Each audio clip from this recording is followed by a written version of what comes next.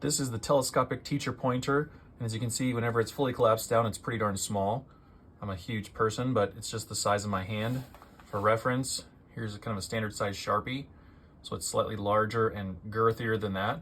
And then whenever it telescopes out, you've got quite a distance here. If you want to measure it, it's almost 24 inches long. I would say it's about 23 inches long. And this way I can stand way back and point out anything that I want to. This is a Sharpie. This is a ruler. This remote is quite nice. Pop, pop, pop, pop. I wouldn't say it's strong enough to where I'm gonna like push buttons on a remote from far away.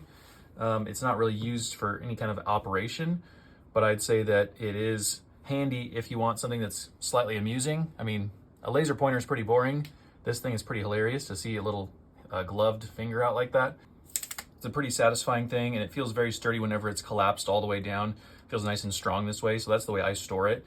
And then I only extend it out whenever I absolutely need to, or whenever I want some comedic effect to whatever I'm pointing out to.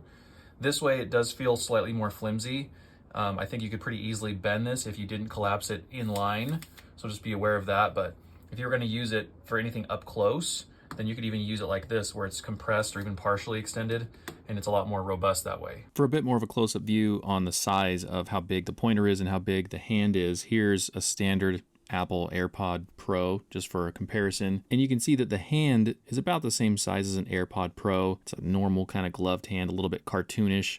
The grip has sort of a textured black plastic to it, so it's easy to hold on to. I've only had these for maybe 3 weeks or a month, and I haven't used them all that much, so I can't really say how much it's going to hold up. You can see the end of that hand is kind of crimped on there. Those two little dots are clearly the manufacturing process of crimping the cylinder down onto the hand shaft itself, if you will. So if I had a failure point in mind, I would think it could be that. The actual hand part itself could potentially just slide off of there. But overall, it's a very sleek, compact, silly product. I mean, I bought it to be silly, very intentionally. If you want to be silly and goofy and have more fun, then you buy this, because it's more funny than your own hand, and it's more funny than a laser pointer. So there you go.